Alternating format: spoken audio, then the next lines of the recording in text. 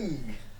I actually hate you. Like, I really don't like you. We're back on the podcast, and it's live. This is the first time you've ever done a live podcast with us, Tanzim. Yeah, no, finally. I wanted to do it last time, but which camera do I look at? You can look at the first look two at there. all of them. Actually, look at the one that's not pointing at you. That's the best one to look at. Yeah, the one that's not directly in your face. Straight clown, Tanzim. Straight clown. We're back, fellas. I'm very glad we're all back. Wow. Okay, That we were just has to we were literally okay. everything. Put that back down. Give me that here. Why?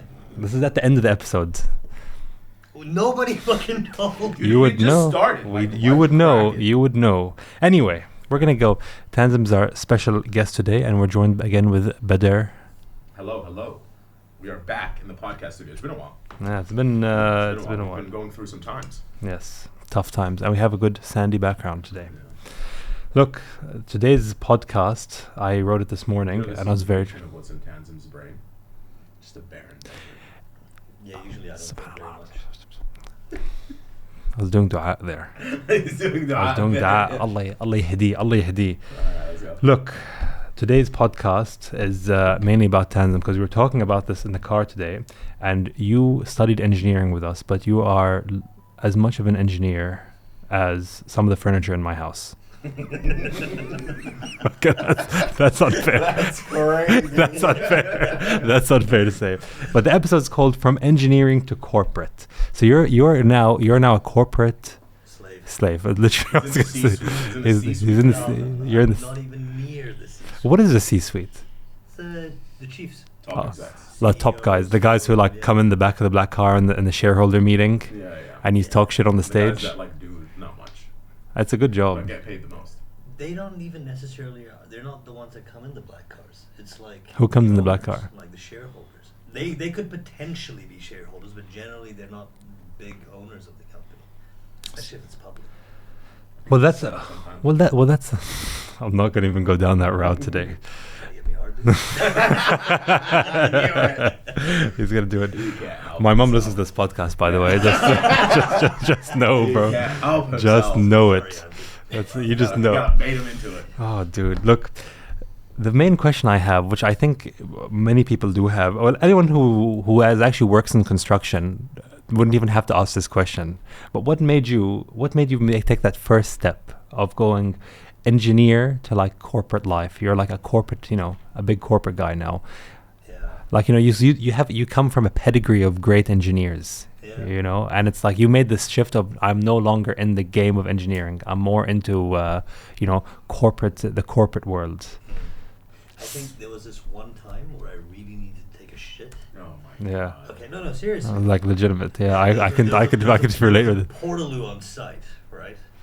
If you've ever done one in there, you know it's disgusting. I think honestly, I'll like, if you had that experience, Tanzim, you had it in like probably a nicer Portaloo than the ones that we've had here. Oh, we've had some rough Portaloos, That's man. some rough But Portaloos yeah, out here, that one mate. was the one where I was like, do I really want to be doing this? But That that's- wasn't even like proper contracting anyway. I was like consultant. Oh yeah, no, you didn't even go down the road of like consultant, To be fair, bro. Tanzim did put in like big hours when he was a consultant, though. Yeah, you were a He was consultant. putting in those huge shifts.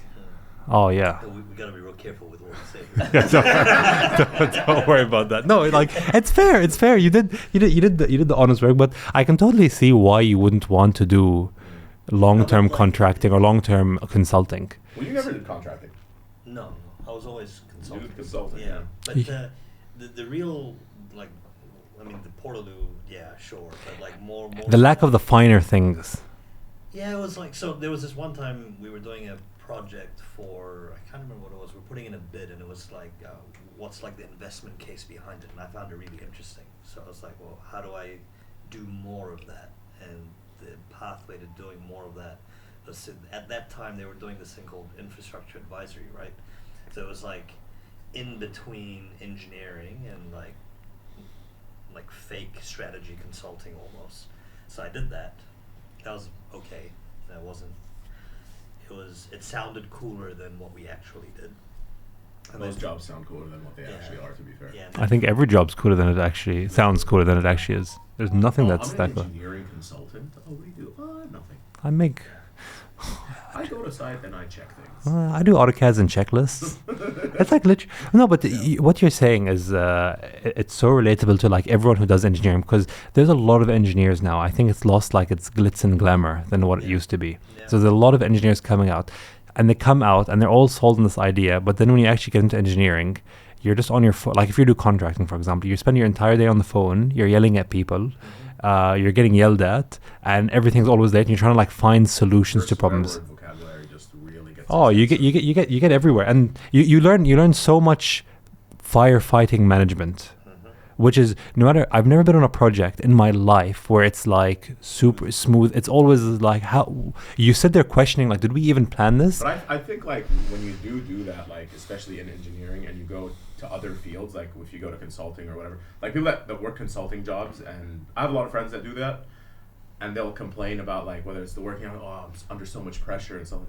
Well, That's not you really need to work in a field where like everything's like a dumpster fire, always. and then like you're like, oh well, everything's pretty cruisy from here. I think that, like, you know what really gets you in contracting, what really makes you feel pressure is concrete. Whenever there's concrete, it's like a race against the clock. We have it like this. There's a truck coming at 2:00, and this truck, once you order it, it's a lot of money, and everything has to be ready before. You have to get all your formwork, all your inspection checks, all everything all tied up, ready to go. And one small step in this chain of events that has to happen, it doesn't go. You cannot pour that concrete, and you've already ordered it. So the thing is with the concrete, it's like it's a large part of your billing. yeah, and it's the money's in the concrete. Like you invoice on that concrete. So there's a lot tied up to this, and it's not just you pour it, then you got to finish it and have the people stay late, and you're gonna argue with your guys like, hey, can you stay like late tonight so we can finish this concrete and get it all troweled and done and smoothed out and everything like that. That's the big part, and that's where you really learn pressure and stress. That's what really got me into like, wow, this is a stressful job. When I was working in Shedda, we had like.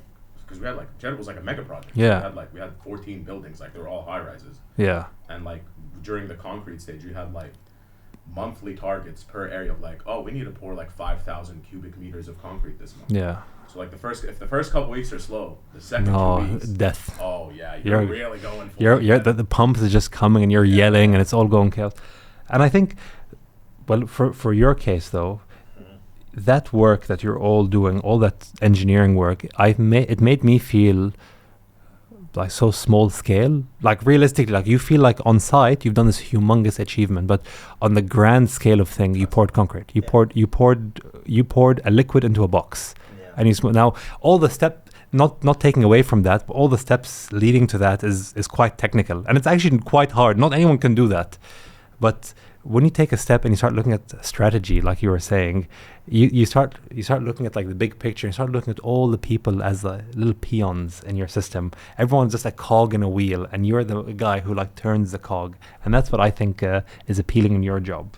Yeah, I mean that's why I wanted to do it, right? And you don't have to get dirty as well. Like it's a clean job. But before I got into it, I thought it'd be like a lot cooler. You show up in suits and you're doing like big investment cases and this and that. Just like what you see on the show. Yeah, and then you realize like you're also a peon in another man's like big scheme of things. Yeah. Like those decisions of where the hundreds of millions of dollars are going.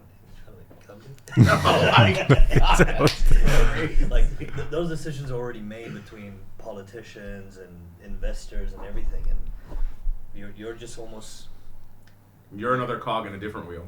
Yeah, like you're just proving, or not proving, you're just validating what's already been decided, almost, right? You're a guy, so your idea is to make a case, or a strategic case, based on a predefined set of outcomes that people are desiring. In many cases, that's what consulting is. Yeah, well, 100%. People have a vision of what they want, and they tell you need to make a case that this is the best option. I don't think there's a subjective consultancy where they're saying, we will give you, we're just here to look at all the cases. No one's looking at all the cases. Like when the CEO of a company brings your firm in, he's essentially, you guys are the scapegoats for his idea. So if it goes wrong, it wasn't his fault. Liability transfer. Your execution was horrible. Yeah, that's all about liability. Now, for you had this, so tell us, what are you doing now? What do you do at this current stage now? What's your day-to-day like? Well, not day-to-day. Let's get to like what you're actually doing now. What's your job actually entail? So what is it?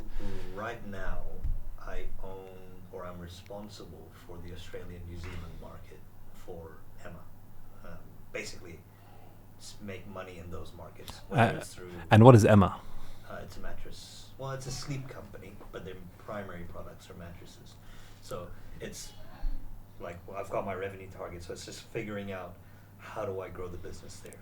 And I think, see, and that's when people go to engineering school and they learn. I keep saying this, but if you go to engineering and you start learning, if all you've learned is some equations on how to calculate force on a beam, or bending moment diagrams and shit like that, you have failed effectively as an engineer.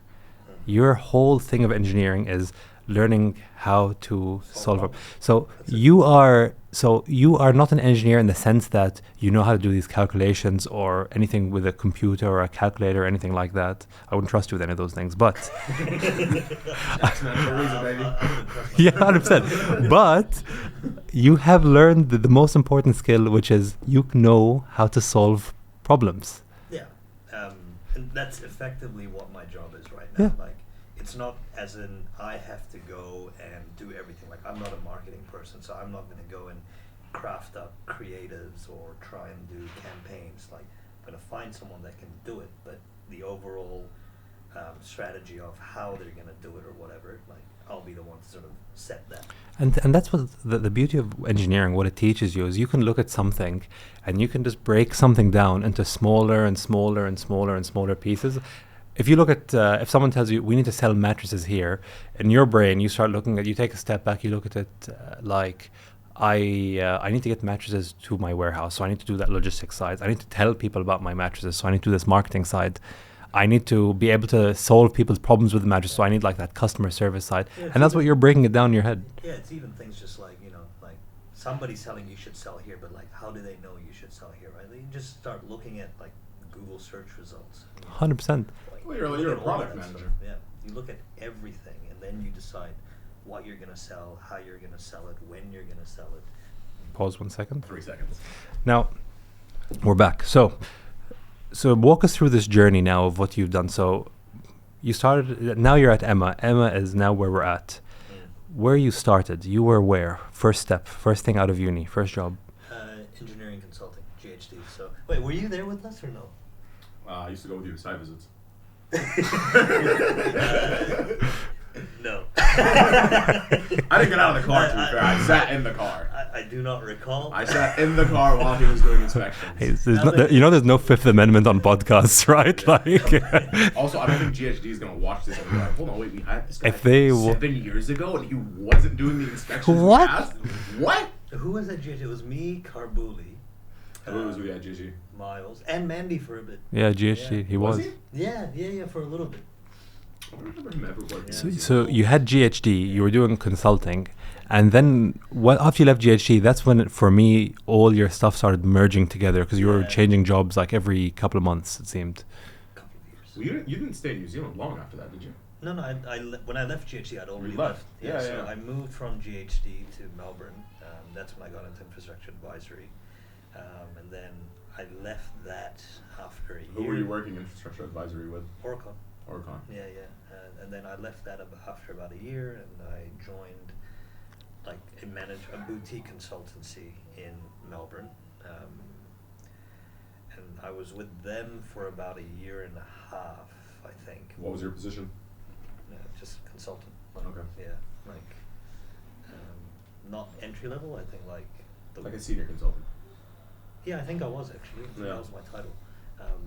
And then I left that to move to the Philippines because Sam moved there, and yeah, like I quit that job. I didn't even have a job in the Philippines lined up. I just went over and got really lucky, joined Shopee. So that's kind of when the real shift in my career happened. So it was consultancy, and then Shopee. Yeah. Well, I think it was engineering consultancy, and then it became just straight up consulting. Consulting and then tech. Yeah.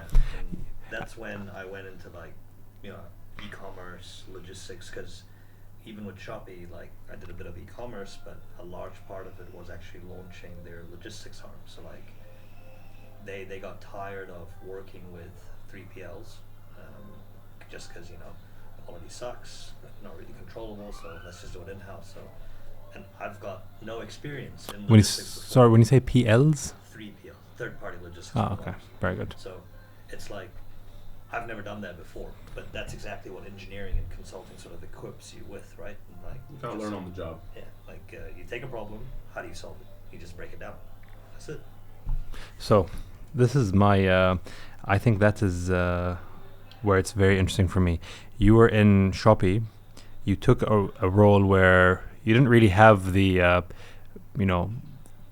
the exact set of skills required, or the exact even background experience in doing it. But it's something that it worked, and you can figure it out, and you can see where the issues are. But they literally hired me as a problem solver. Yeah. Like that was their whole. I was like, "You want me to do logistics? I haven't done that." And like, yeah, but you know how to solve problems, right? I'm like, yeah, and I need a job. So I was like, yeah, of course. So of course, I can solve these. But that's the. I think that's 50% of it, honestly. Now I say that in with some caveats. It's not like I can figure out how to be a surgeon. That's not something I can figure out. But I think you've done enough things in your life to come back and look at a job and be and break down. And I think you also need to have that that self-awareness and know there's certain things I can do and there's certain things I probably couldn't do. Yeah. You looked at that job. Did you feel 100% confident that was something you could do, or it was maybe I'm 50% on this, but I could learn the other 50%, or? It wasn't 100%, but broadly speaking, it made sense in my head. Right? It's like we're gonna build our own internal delivery arm. Like, yeah. How hard could that be? Like, you need a network of warehouses, you need a network of drivers, like delivery people. And you got to figure out like how the orders are going to get from your system to them, like sorted per person, per area. So you need like a delivery plan. You need a way to like maintain them, manage them, all that kind of stuff. So there was some semblance of I could figure it out, like put it on paper, step by step, and do it. Do I know industry best practices? No, and that's kind of when you go out and hire people with those specific skill sets. Yeah. Or you go and train yourself, right? And so with many things in startups, like it starts off quite rudimentary and then you refine over time and you find better ways to do things over and over again. And that's just what it was. I mean, I think that's that kind of iterative process. I always find, well, especially what I do now, especially that it's so iterative. What I thought was a really good idea 12 months ago, I look back and I'm like, that was a really shitty idea, knowing what I know now. But what is important is that no one ever goes out trying to make bad decisions. You're making the best decision at the time with the information you have. The lack was not your ability to make the decision, or it was, but the lack was your understanding of the entire system to know it. Yeah. And I think that's where it really hit me, where it was like, oh wow, so that's why you hire people with a lot of experience in something. That's where you make that shortcut. But I also feel when you hire someone with a lot of experience, they've tried a lot of things, and that ability to keep trying things is, it's very hard to hire somebody who has a lot of experience and is open and willing to try things a bunch of new ways. Because, something that didn't work 10 years ago might actually work today. That's a complete possibility. Yeah, exactly. And that's why startups have a bias for almost always hiring kind of generalists, problem-solving people from a certain background, just because they're not set in stone in their ways. So it helps, but then it also has its drawbacks, right? Like I work with a lot of generalist people, which means they're not necessarily experts in that field. Jack of all trades, master of none. Yeah. I mean, and Bedr would relate to this as well. Like he'd probably know about this a lot. So you can work with generalists and it'll be kind of shitty, and it's they're good at a lot of things, but we're not really good at any real small specific problem. Yeah. But then you work with like really old people who are really, really good at what they do. But when you tell them about something that, hey, this could most likely work, the idea is just like shut down, crushed out. Yeah. Because like he was saying, like a lot of people get stuck in their kind of like old ways. But the thing is, like, you also have to take into account like a lot of these people that are very good at this one. Like, I work with a guy that's a very good designer, like a structural engineer. That's like really good at his job, and I don't think I can come up with something to him and be like, oh, I think there's like a better way of doing this, because he definitely knows better than me. Yeah, You know 100%. what I mean? But that's why you usually have people. Sometimes you need people like that on your team that are like very good at this one task. You can't like you said, you can't have all generalists. Yeah. So do you believe for what you want to do in your careers, do you want to be more generalist or you want to be more specific at one set of problems? What is it? What do you guys think you want? I mean, for me, the trajectory I'm on is senior management, right? Senior leadership. I need sufficient experience in the different sort of verticals in a company, whether that's ops, whether it's product development, whatever it is. But I don't need to be a specialist in any of them. I need to be generalist enough that I can actually guide a business. Because when you become too much of a specialist, especially as I think as an executive, you lose that sort of bird's eye view of where you need to take the company. So I think I need to be more of a generalist than anything. So the one thing I have, so I understand what you're saying about that. Now, for most companies though, generally, when you are very broad in your knowledge and you have a lot of different things, you will most likely end up as a CEO or something like that, the very, very top position. But it's only one of those positions. But if you take those kind of like lower down positions where it's still very senior management, generally speaking, they always want people who are specialists in things that make money. Because no matter what you do, right, if you're like a sales specialist and you are just really good at getting customers to the door, that is the most important skill for a business, because you can solve everything That's else. What the CEOs are. They're like the best salesman almost. Yeah, I don't know about that. Like, do you think? Depends on the company, and they're not all the same. Like, I suppose it depends more on the phase of the company. Like if Yeah. the company is in a hyper growth phase, you want a very ambitious CEO. If you're in more of a, we're big, we're stable, you want somebody, I suppose, that's more about efficiencies than anything rather than Status quo. And look, I work with a company. I work with a really, really good company, and it's not one of those. It's a very, very big company, and they, from what I have seen, it's actually such a joy to work with them, and it's such a really. They're an old company. They're from like the 1800s. And they're not after like hyper growth. They're after like slow, steady, year after year after year. We do that small incremental jumps, which is so, antithesis to a lot of the things that people are trying to do today, where it's, oh my God, where I want to be, I want to start, every year we want to go like 15, 20%, as big jumps, Yeah. And seeing that small, so the CEO reflects that, and he's always after that continual growth. We're a company that is recession proof. We don't want to be a company where it's like we do really, really well 4 years and then 1 year we're tanked. Well, again, it depends on what the industry? company itself. It's like building materials. Yeah, I mean, it's not necessarily a hyper growth industry, right? Like Yeah. Tech is the complete opposite. It's all about hyper growth. The institutions that end up going for the stable approach. I mean, like what IBM? Are they a good example? IBM, well, see, that's the thing. Like people, you don't actually hear about IBM, but IBM doesn't do what I guarantee you have worked with a product from IBM and you wouldn't even know about it. I know, but I think they're being left behind. I can't remember if it's IBM or if it's who's the other one? Dell. I think it might be Dell. Again, Dell, I think you have probably Everybody's had a Dell laptop at once. But it's not that. Like the thing is, they do a lot of other things that people don't hear about. Yeah, exactly. Like which is probably what makes them more money than just laptops. Yeah, 100%. Like people, like you look at Rolls-Royce, for example. This is a weird example. Rolls-Royce doesn't make their money from the cars. It's the airplane engines. All that kind of stuff. All these IBMs and Hewlett-Packards and stuff, they go to do something else. They've moved away from that kind of consumer phase because they've realized, hey, I could sell you a laptop with a lot of competition for $3,000. Or I could turn around and sell $1 million stack of servers to a tech company who, realistically, $1 million, they don't. It's not even. It's peons to them. Yeah. Well, actually, I suppose that's what like Microsoft and Amazon and everyone's doing now, right? Like they're moving away, or they're not putting as much emphasis on their consumer side. Like Well, they're they making so much money from all well the they've commoditized everything they do into subscriptions. So everything they have is subscriptions now.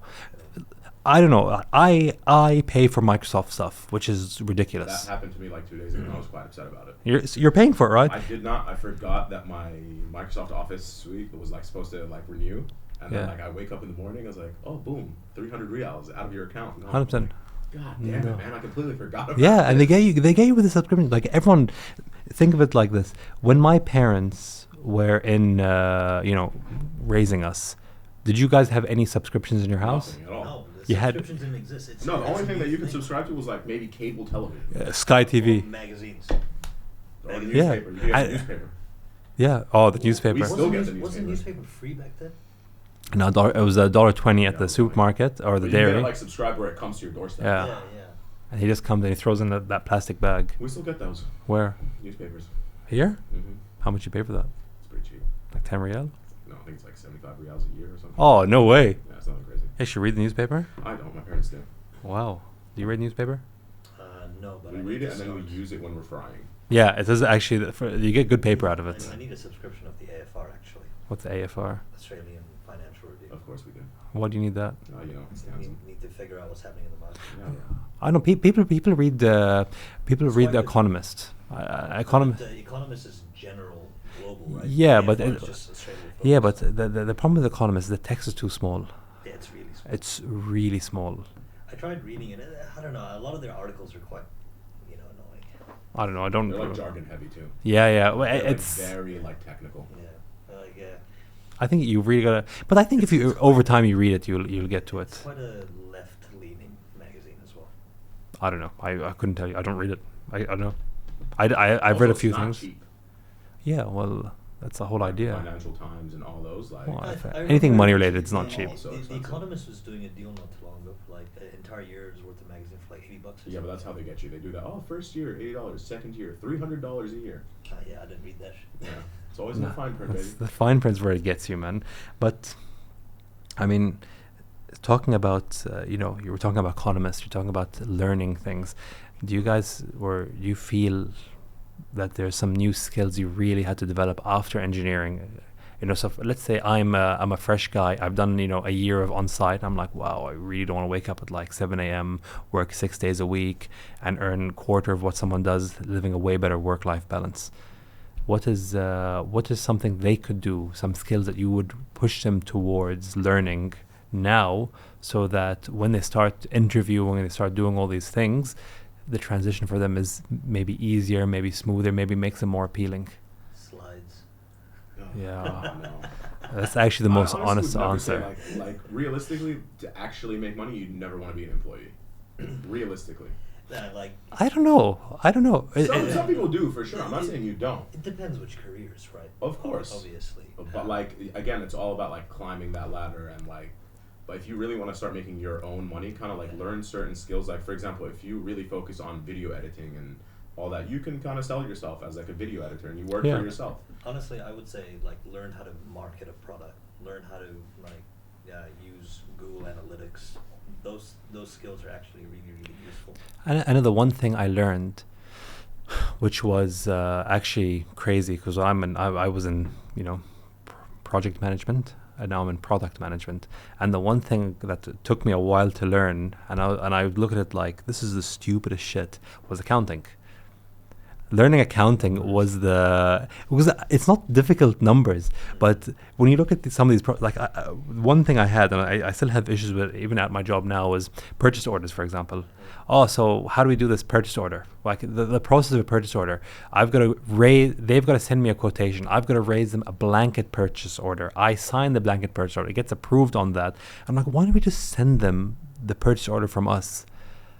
And then you start understanding, like, well, the guy above you, he doesn't want to sit and understand every single step. So he wants you to make sure that your blanket purchase order is correct. So these little accounting systems to like keep things safe was such a shock to me, because in engineering, you're on site, you are like the alpha and omega, and you can do whatever you want basically as a site guy. Sure. Yeah, but now it's like you're a pencil pusher, and like learning process, and you're looking at it, and on paper it looks very inefficient, but when you start understanding, like, oh wait, hold on, like, oh, because this guy could screw this up, and this is like one of the processes, you start understanding the people issue, I think that was the big thing for me. Also, how to read like financial statements. That was something that was I never really got. I worked in procurement, but like the guy that was my boss, he had been working in procurement for like 20 years. Yeah. So he knew all the loopholes. Yeah. You know what I mean? Like whenever we would get like a quotation or something, he would go through everything and be like, "Oh no, they put this here on purpose because they're trying to get us on something later on." Yeah, 100%. So like, but when you're doing that initially, you don't pick up on it because you're new. You don't know what you're doing, kind of like you're learning as you go. But when you work with someone that does have that kind of experience, it definitely goes a long way into building that kind of like repertoire for you to being like, okay, I need to kind of look out for this. I need to look out for that. And people are cunning, bro. Like people try to get you. For sure. You know what I mean? Did you get? Were you ever in a situation where you felt like, man, they really got you on your inexperience? You got you got bamboozled on something, and it was almost vindictive of them. Yeah, but that was for my own venture more than anything, and like I don't want to get into the details of it. Yeah. But, like we sort of structured the agreement in such a way where my hands were tied in a lot of ways. Like I couldn't become the face even though I had a rightful share in it. So like with that experience, like when it comes to contracting, like get your own lawyer. Yeah. Definitely. Like a lawyer, bro. Definitely get your own lawyer. Like don't think you can understand legal documents and the nuances that go on into it. It's killer. Yeah, I think that's, by the way, that is probably the biggest issue I have, because I had that arrogance, and I think engineers have an arrogance. I do everything myself. Like, what are these, like business school? Everyone goes to business school, bro. How hard is it to read? We all pass down, right? Yeah. Except Alan. I can just imagine, dude. Not really. Like we have this arrogance. We come out, we're thinking, well, because our entry requirements are so high. What are they learning? They're learning what plus minus divide. This is nothing, dude. Oh, but balance statement. And you sit there, and I used to break everything down like so stupidly. I'd look at like. Profit loss, bro. You're selling product for X. You minus off the cost. Boom. That's your profit, bro. What do you mean? And there's like, no, actually, there's like directs and indirect costs, and you're like, whoa, hold on, what do you mean? Honestly, accounting, like when you're talking about accounting, is not easy, bro. Oh, bro, accounting's not easy, especially. It's a learnable skill. You can learn it, but like to think that you can do something out the gate without like actually having a little bit of knowledge in it, oh, you'll get lost, bro.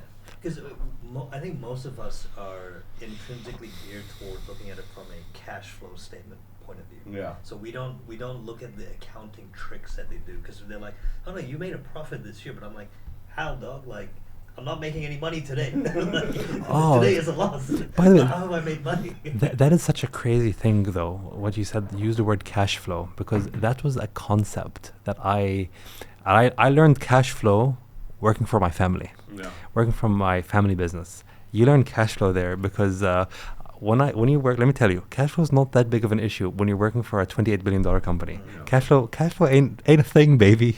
10, 20K. Don't even worry about it. And so when I joined the family business, and I remember this like so vividly, and I was like, yeah, this order, we get a good price on this meat. I ordered a whole bunch of meat and stuff like that, chucked in the fridge, like, ooh, got a good deal on this, Dad. I was like, yeah, we have nothing in the bank account left. I'm like, what? Yeah. But it's profitable. He's like, did you sell it? I'm like, that's a good point, actually. I didn't move that product. I will eventually. Yeah, he's like, well, we didn't sell it today. I have bills tomorrow. And I was like, oh. That was one of the things I learned the hard way with my own venture. Right? Yeah. Like, my models are fine, like we're hitting our sort of targets in terms of volume we're getting in and how much money is going to come in, but payment terms. Oh. Right? You gotta want that in GCC, baby. You're not getting paid for like maybe 60 days after you invoice them. 60 days is good, bro. But you got to pay your suppliers the second you buy it. Yeah. So like, where's my money coming from?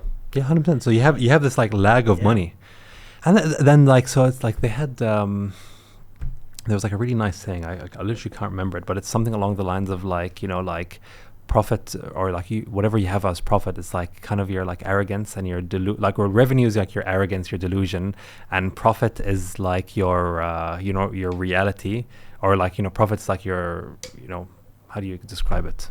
I literally can't. I need to get you that save. It's gone. But realistically, like, you are completely bound by cash flow, because you can have the most profitable product on earth, but if you cannot afford to pay your suppliers, pay your staff, pay your rent and everything like that, and have that like that, you know, that healthy turnaround, and then have that cash reserve, it's not really a business. That's why small businesses are so much harder. Like it's so easy much harder. when you're, like you say, you know, part of $1 billion business. You know, you're not worrying about it. Like you've got all of these suppliers on deck. You're paying them on time. So you're looking at a P&L statement. You're like, yeah, I'm on track. I've done But this. the accounting team's the one that's scratching their head about cash flow. But like, who cares But- about them? I'm But not that's, by the way, worried that's about in any industry. Yeah. In any industry. There's only a few industries where cash flow is actually not that big of an issue. It's Like what? like you work for like anything that's manufacturing, like big consumer, like Apple, for example. Oh, yeah. I just do not feel Yeah, I Apple. don't think Apple's It's like worried I don't think they're worried about the cash flow. They're not worried about it because they have like $200 billion in cash anyway. I think they have more than that in cash. I think they have a mountain of. I honestly think they could build a Mount Everest out of $100 bills. I'm honestly certain Probably. about it. They just stack it up there. They do have a lot. But see, like when I was working in procurement with Triple C, like you could tell it's a lot tougher for smaller businesses. Oh, 'Cause yeah. They, like once those 60 days come, bro, they're at the door. They're like, yo, I need my money. 100%. Whereas like the bigger guys, you can kind of like push them off a little and like, because again, you want to maintain that kind of goodwill with them too. Yeah, and that's the scary thing about growth, by the way, because growth intrinsically burns money. Yeah. Growth burns money. So if I'm still burning money and I'm still going through and I'm spending this money, gotta spend money to make money. yeah, exactly. So I don't have this cash reserve anymore. So as you said, that's 60 days, bro. It's fucking. Oh, yeah. I need that money I'm sure now. It's the same here as well, right? Like you got to chase people to get paid. Like you got to chase people Yeah. to get what's yours. Okay. Even though you've delivered the product, Trust me, they're still not most paying you. people here are doing a lot of chasing. It's a lot. It's a lot of chase. Well, to be fair, I don't even think it's an issue here in the region. I think it's a worldwide issue now, because I think globally, yeah, for sure. It's less so in the Western world. I mean, it's a bit Mm. more.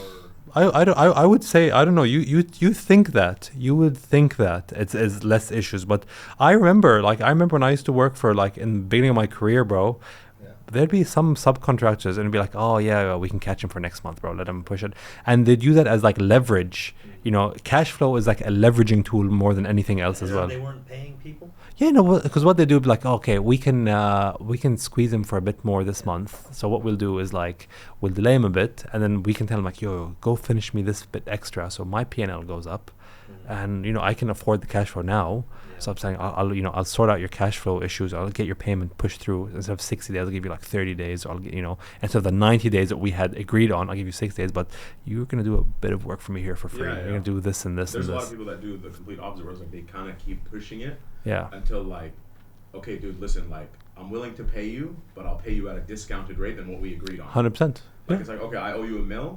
Instead of like, you need the money so bad now. It's like, okay, and I know you need the money. I'll be like, all right, I'll give you 800K, and khalas, we'll call it even. He's like, all right, cool, just give me the 800K. I just need. Yeah. Well. That was my biggest headache when I had my own venture, right? It's like, you know that saying in Islam, it's like, pay the person before his sweat dries. Yeah. Like that was my biggest issue. Like I'm chasing people for products we've already delivered because I need to pay my people, and then because of all of those delays, like you end up paying them, and then you don't have much. Like I lost, I think, years of my life running that thing. Yes, and I came to the conclusion after all of this stuff, cash flow was actually the one thing that makes me not want to do my own ventures or like grow a big venture, because I look at it like I could grow something. I don't think that's a very big thing, but I would hate to be in a situation where I'm just thinking like, how am I gonna pay? That feeling I like, how am I think gonna pay especially people? like you, I don't think you would be able to go to sleep at night. No, I couldn't. I actually can't. Like, I'm sitting there thinking, like, I can't pay this guy. I have a debt out on somebody, Yeah. and I'm not the kind of guy who dodges calls either. Yeah, of course. Like, there's a certain type of people, bro, who are really good. Like this. Oh yeah, bro. Bro, I was in the bathroom 3 weeks. What do you mean, cuz? It's hard.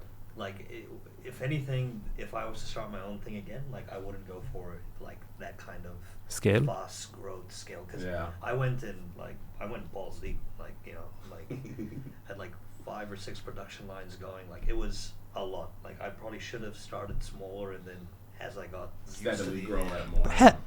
You know, there's like a sensationalization. That's a really big word. Hyper Spell sensationalization. that again. I cannot spell that. Of like of hyper growth. Yeah.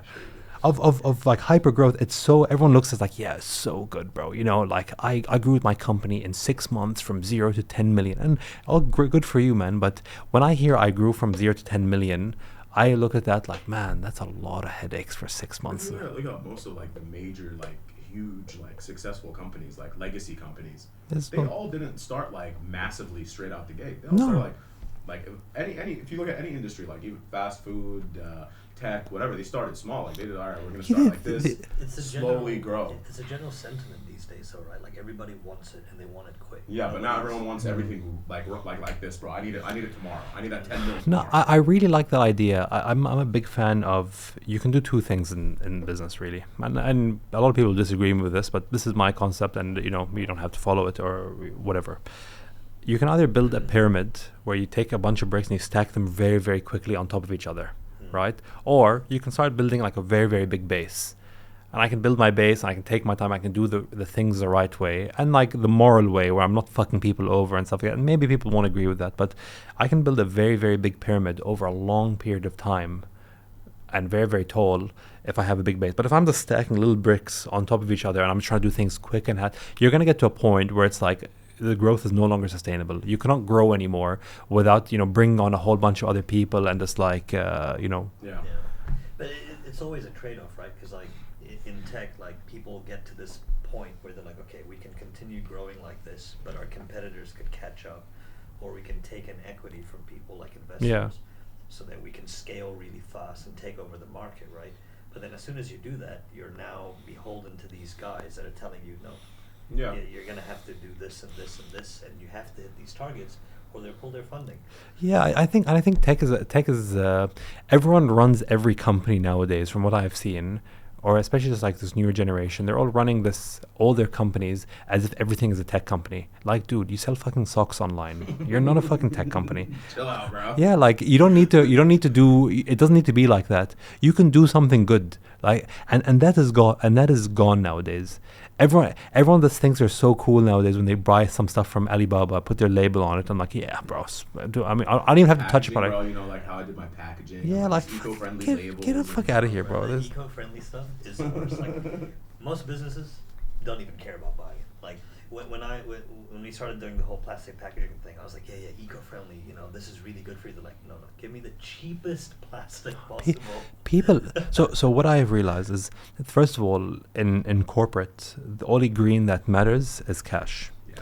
After that green, it's Cash is what. king. Yeah, it's and what matters after that is, am I compelled by people? Is my public sentiment, like, do you really think these companies are actually woke? Do they think they No, actually care absolutely about? not, no. They don't give a they don't give a fuck about It's part of anything. it's a phase, bro. Yeah, like when you, Like you remember, like when like again, like for example, people stopped wearing fur for like a long time because they're like, oh, PETA and whatever. Yeah. Well, it's fur back now. They're back to wearing it now. Oh, word. Yeah. No one's People saying don't care. anything. But again, it was a phase that people cared about this one thing. Might This need was to the call cause they them. were fighting for. All right, halas, we're over it. yeah, Might need to call Okay. them. I like a big Call that mink, baby. chinchilla. Chinchilla. That's $75,000 chinchilla. You blot that shit. That's such a good movie, though. Last question I have for you. Do you miss being a classical, traditional engineer with the ruler and the square ruler, the triangle, you know, that triangle ruler? Yeah. And the calculator? Do you miss that at all? Sometimes I miss the simplicity. Like honestly, like I feel much more stress these days than I want to. Like sometimes I honestly think like, was it worth it? Like I don't feel any richer or anything. The only benefit for you is that if you were earning the same amount of money, both paid the same, what would you do? I'd probably go back. Yeah. For same money? Same money? Yeah. Yeah. Yeah, that's where they get you, bro. But the thing is, I don't think the thing is, it's not about the now. I think it's about like the prospect of what you can do in the future with it. Because like again, if you're a traditional designer that's like calculator and like program and all that, like you have a ceiling to you at some point. Like you can be you're head of a department. Like in engineering, you'll always earn decent, but it'll never be great. From what Yeah, I've of seen. course, yeah. Yeah, it's not Look, I think every job can earn decent, and I don't think there's a career out there that doesn't make money. No, of course. Except teaching. Probably that's Yeah, the one. Teaching does have like a ceiling. Teaching has a And very it's low not a ceiling. high ceiling. It's like a porch. It's like that high, bro. But engineering ceiling isn't that high either, right? Like, Well, it depends, bro. There's No, some people you that, can- like, if you work in like if you're like there's certain very massive designers or like that work in huge architect and design. You firms make good money. that make no, but really good they're money. they're like the few and far between. Yeah, but you have to be genuinely. You could be skilled at look. that, You're bro. talking engineering, right? Look at software engineers. If you work for like the Fang, but the average Yeah, software but we're engineer not makes a lot of software money. engineers. we're not software engineers. Yeah, I'm saying Like in construction or in civil engineering, what would you be like a project director, or and then you can move up to like the kind of C-suite vibes where like you're doing Yeah. like But a that's country manager. and Oper- stuff yeah, like if you're that. an area manager, But then again, you No, but then that's you like moved out of 30 like the engineering. Yeah, it's Yeah. like side. 30 years of experience, right? Like Yeah. those project directors, they're not guys our age. yeah. So, but there's a difference, by the way. The climb is very tenure based. So, like, by the way, running a big project is like you're a CEO of a company. If you're a 100%. project director, it's probably worse because there's a lot of people who are like, oh, I'm a GM, I deal with a lot of issues. I run a company. Yeah, you run a company that does $20 million in sales, $1 million in sales, $10 million in sales, whatever. These guys are running multi-billion-dollar national infrastructure projects where it's like 2025 Yeah, is it's a short 2025, timeframe, too. and you have 10,000 people on. Like I know people, 10,000 people on them. It's 10,000 headaches. This is You're like not, you're not just doing that. Like you're dealing from everything from A to Z. Yeah. Like you're looking at the numbers, like your P&Ls. Yeah. Like you're looking at like. I know, but my point is the ceiling or like the time to get there. it's long. It's long. Is It's long. exceptionally long. Yeah. By- Some by people do standards get lucky. and Some other- people do get lucky, and some people are genuinely very skilled at it. And they're just at the right place at the right time sometimes. But you're not going to find like Luck a does play a 30-year-old, huge part in it. 32-year-old, 35-year-old. No, right? absolutely not. You'll No, never you're not. because the thing is, a lot of it, especially in Minimum 40. it's about like there's a respect factor. Exactly. Like if you're working on a project and the project director is 36 years old, and everyone that's reporting to him is like in their 40s and 50s, It won't work. most of these dudes generally don't respect that guy. Uh, Just 'cause his age. I know, but engineers Yeah, also there's- hard-headed. So like. Yeah, because it'll be it's very a classic. Because engineering is a classical industry. It's not an industry that had much innovation in the Yeah, past. yeah. Like after we figured out how to do AutoCAD, computers, PDFs, and calculators, That was a massive that was the biggest. Yeah, that was it. That was biggest it. change over like 2,000 years. Yeah, there's huge like updates like certain softwares that like do make it a lot like, Yeah. which we don't really get into us. But then like, if you look at tech or whatever, right? Like a 30-year-old could potentially be. Well, they are. Yeah. The tons are, but again, it's a completely different industry because you need to look at it like this. Again, running these projects is no joke. Like I don't think you take the best 30-year-old on earth. Mm-hmm. I think he would struggle running a project of that caliber. yeah. A multi-billion-dollar project. I think you would struggle with that. Management is a different skill set. Yeah, it is, and it's a management skill set. As a skill set required, because again, you have so much moving parts, and you need to know, like as like a PD or something like that, you need to have the experience to not be bullshitted by a lot of things. Hala, So you need the technical experience. yeah, And you need the people management experience. So it's a lot of, and that's why you can't get a 30-year-old to do that, right? You need somebody with. Well, it's like you were decades of saying. You're experience. like a decision I made 12 months ago. it wouldn't be I something. wouldn't make the same one now because the info that I have now is different than like what I knew Exactly, back then. and so what they need a guy who's had that 12 months 50 times, and that's what's Exactly. That's what makes a good PD. He's like he has done so much wrong You look that at is his right. job. You're like, all he does is go to meetings and like sign these papers. But at the end of the day, like, if you were in his shoes, you can't do his job. Oh yeah, it's a hard job. I think I would struggle with that. Well, that's actually. I was really interested that you miss the simplicity. I think that's. I say that, but then I also reckon I'm the type of person that would probably get bored and then be like, nah, I need something more Bigger. intense again. Yeah.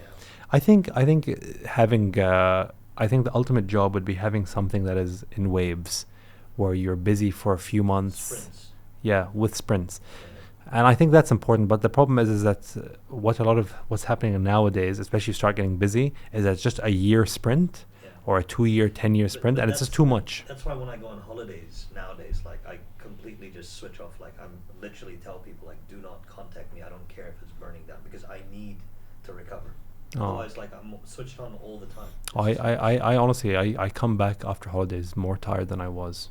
I think that's like not good, but I can't. The way you do holidays is not how normal people do holidays. Yeah, but I just come back and I'm like, man, I feel like I need a holiday. It's like I literally feel like. Most people when they come back from holiday, I need a holiday from my holiday. Yeah, like I don't know. It's there's an intensity on the holiday, and what gets me is like the break of routine. Like I like that routine. Like I like waking up. I like going to bed at a certain time. You know, I like having the break, but then I'm like, fuck, man, this is like kind of empty. I need to do something. There's what better said. It's like the prospect of what could be. Like I really want to give it a good fucking shot. See how far I get. Yeah. You know how much I can. As you should. And then, There's a beauty in reaching the limits of your own potential. There's like I think that is what the ultimate journey is for every human. Is like, what is your limit? Like, do you even think do you even know where your edge is? like David Goggins said, every time you think you're done, You're not done. you're not Yeah, even but David close. Goggins is like, I don't know what that guy's on, bro. That guy's built different, bro. He literally is, bro. Literally. Yeah, bro. He's the guy who carried that boat, bro. Did a shoulder press. Last part of this segment is our daily drink review. Now, because everything's boycott now, and hopefully this isn't, but I believe it isn't, we are doing green cola. Now, I have been seriously drinking. Who the fuck is this? Jude actually has Hello. crates and He's crates gonna of dust this. this call. طلبات يلا بمات. Picked up the call right at the end, bro. Wait, sorry, just get Jane. Jane.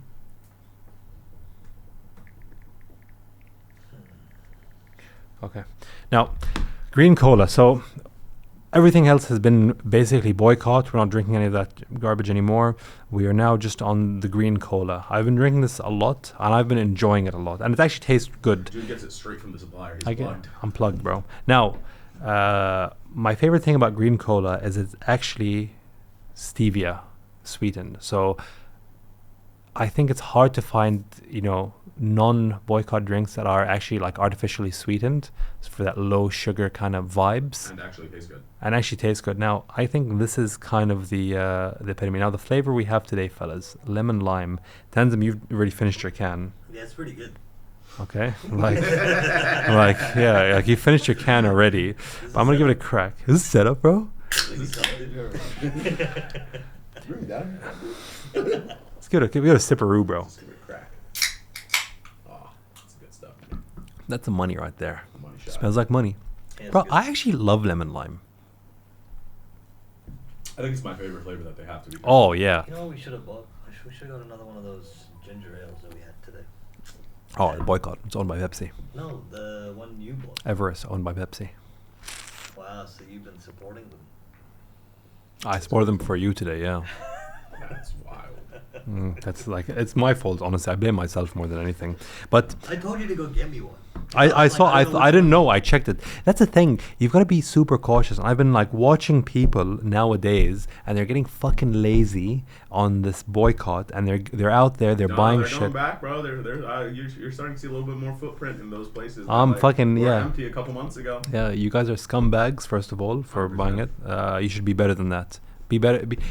Try to be. I know all of you are at your like worst, but try to be just more than what you are. Like it's not a big ask. It's not hard too. Like I get it. Some things might be a little difficult, but there is very good alternatives to all of these things. Especially like locally, you'll find a lot of good local. And I'm so proud of our fucking glorious nation here, Qatar. I'm actually so proud of it because we manufacture so much stuff. Yeah. We're a country that's this big. You guys need to send more stuff to the Philippines. It's hard for me out there. Yeah, bro. We're a tiny country. Well, they love the American culture in the Philippines. Yeah. That's the thing. They really do. Do they have any like local things I there? busy, son. Do they have nothing local there? Nah, I'm I sure don't they think do. Like a Probably Star just- Cola? I don't know. It's probably not the places you go to. I just gotta. It goes to Peninsula, bro. What's I Peninsula? don't know what that is. Oh, what that is? Isn't that where you were staying for like 6 months, bro? No. No, Yeah, you need to, bro. Like, you need to step down from the C-suite life, bro, and just fucking I'm not come even there, back. bro, let's be honest. I'm just saying, It's the simpler things. yeah, bro. You need to get back to simpler things. I think that's a fact. I really think you know you need. to eat like a dirty shawarma, bro. I think you just need to Took enjoy me to a green. dirty shawarma last night. He did. Where? I'm not gonna say the name because it's like a local company. But let me tell you. We don't do free publicity here. Yeah. If you want to sponsor the podcast, though. Yeah, that's all here. When we did come home. He had a Wow. bomb. It wasn't a good shawarma, but It was I don't really know. dry. To be fair, he got a beef shawarma. Oh, no, that's amateur hour. You gotta go Why? chicken. You straight. gotta go chicken, bro. We had chicken all day. Chicken's Yeah. the real best, bro. Chicken's the real best. because you can't. How good could you make a beef shawarma? There's some really good places, but Yeah, like on, the real I've test had is good- always chicken Yeah, shawarma. I've had good beef shawarmas. No, out of 10, What was our highest rated? Shani. Shani, dude, Shani's. That's a problem. That's a problem. Tanzim, out of 10, give me a number. You can be as accurate or inaccurate as you I'll like. give it a 7. Just a flat 7. That's a Yeah. pretty. Even decimals. I don't know, like 7. Because like to me 7's right now, pretty like low. That's not that good. the ginger ale. The boycott one, yeah, the one Yeah, that you love. you know the one that we started having in Japan. That one that we all had. By What the way, did we just to have? say. Okay, I just want to let you know that first of all, Tanzim, I want to make it known on the internet, on the line. I showed you fucking ginger ale. First of all, fucking right now No, here, yeah, I I showed you the wasn't ginger on ale. that. I showed you ginger 'Cause I ale. wasn't on that. Oh, was it that's ginger why. ale or ginger beer that we had? No, ginger ale. Ginger ale. I showed you that ginger ale, and you loved it. I've been having it non-stop since I got back to the Philippines. There's a lot right? of sugar To in me, that. right There's a now, lot of sugar in that's ginger like a ale. 9.5. We love sugar though. Yeah, but there's a lot of sugar in that. You need I to love you, sugar. you need to sort that out. What's your favorite drink back in the Philippines? The Ginger ale. Not the ginger ale. What's your favorite drink that you go get at your coffee shop? I just tell the world what to know. The long black. Oh, Yeah, long bro. black. Yeah, long black. Man. No, what is that? Like chocolate? But I don't know what you thought about. Just say what it is. Say it. Just say it. Mocha Java chip frappuccino. Wow. Isn't that what they had in Zoolander when they had the petrol fight? Yeah. No, they had the orange mocha. Orange mocha frappuccino. The No, jitterbug. but like, I never ordered. Sam orders it, and I happened to take a few sips. That's it. Bro, Oh, that's I'm sorry. Well, I distinctly remember yesterday you saying you walk into the store now, and they yell out your order's name straight away because they know it's for you, even It's when 'cause Sam's not Sam with you. orders Even it when so Sam's much. not with you. I don't know how they figured that out. do you take that to work? No. Bro, you can't take that. You know, it's too hot. It'll melt like as soon as you leave the wall. Has ice in it. It's a frappuccino, so it's like Blended ice. Blended ice, by the way, is game changer. I do like the blended ice. Yeah. I liked it for a while. Now I'm back to just regular ice. Yeah, sometimes there's a cleanliness to having the ice cubes in it. By the way, Once that blended ice kind of like it does that, Oh, like, that- that split, the oh, layer split, yeah. it's over for me. when it like the densities froth out. Yeah. But it's good, like so blended ice, right? Then a little bit of chocolate chips and coffee flavor. Well, you know a lot about this drink for someone that doesn't order it. yeah, I've yeah. had it a few times, maybe once or twice. A few times, maybe once or twice. I'm fucking happy. Better number go. 8.8. It is an 8.4 for me. It's pretty high. 8.8 is good, bro. No, this is a very good flavor. Now, in saying that, not all their flavors are this good. Oh, okay. Like some of their flavors are actually below Brandon average. Dunham was saying like the ginger, Orange. Orange is no the ginger pomegranate. Yeah, ginger Amazing. pomegranate. Better than this? Did we get that? Yeah, I There's have it. some here. Oh, nice. You can try it. Yeah. No, it's actually gingery, by the way. Yeah, well, Oh, you probably like it. smash. Yeah. Smash. That's crazy. Smash. Thank you very much for being here, Tanzim. Thank you, John. Thank you, John. Cheers, man. G'day, John. Thank you very much, G'day, John. John. Thanks, John. Thanks, John. That's me. That's John. Thanks. That's right.